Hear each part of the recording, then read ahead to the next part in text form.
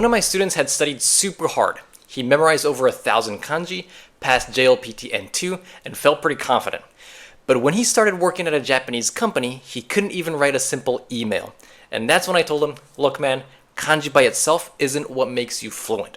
He had all the pieces. He knew how to read iku, au, ikiru, but when those same kanji appeared in real phrases like kai o okonaimasu, go kakunin kudasai, he just froze. Because even though he knew the characters, he wasn't used to seeing them in full expressions, the kind that people actually use. And honestly, guys, that's super common. So let's talk about what he was missing. It's context and real usage. So from that point on, we made a shift. Instead of grinding Japanese flashcards, we started focusing on real usable Japanese, especially in workplace situations, because this guy was working in Japan, right? So things like gorenraku itashimasu or gotai arigatou gozaimasu. At first, it felt formal and unfamiliar. Of course, it's his first time. But after seeing those patterns again and again, he started picking them up naturally. He wasn't just recognizing kanji anymore, he was actually communicating. So the idea is, instead of learning kanji first, we will learn the phrases that we use at work, because he worked in Japan. We will learn these work phrases, and then the kanji inside of it, we would study. All right, so it's not first the kanji and then the phrase. It's learn the phrase first, and then do the kanji later. Because as long as you know the phrase and the kanji, you're golden. So for this particular individual, business Japanese helped so much because it's great because it repeats itself, right? You see the same kanji combinations all the time. 提出, 確認, 申請, 承知, things like this.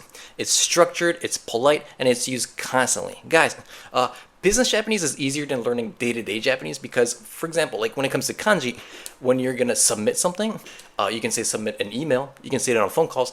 Like there are many situations that you can use the same word, and so once he got used to those patterns, reading emails and writing polite messages or picking up the phone became so much easier. All right, and more importantly, it was practical. He could use it immediately at work from that day that he learned it.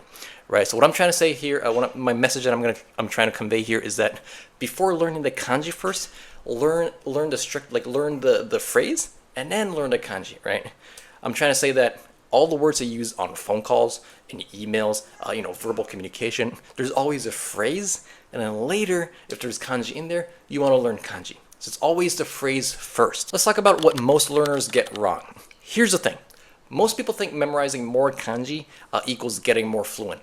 But that's not really true because you can know 2,000 characters, 2,000 kanjis, and still feel lost in a real conversation.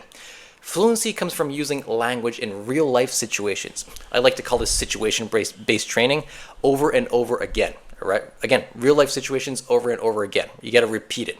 So instead of just collecting more kanji knowledge, you got to practice with the kind of Japanese that actually gets used in context with purpose. Guys, I'm not trying to say that kanji doesn't matter at all, but learning kanji on its own won't get you to fluency. What matters is how to use it, right? So if you're feeling stuck, like you've been studying but you still can't read emails or follow real conversations, maybe it's time to switch gears, all right? Once you start learning through real context, everything becomes more natural, more repeatable, and way more useful. All right, guys, so that's how you actually start to feel fluent. Anyways, guys, that's all for this video. I just wanted to emphasize how important it was to learn phrases for specific situations rather than just learning a lot of kanji.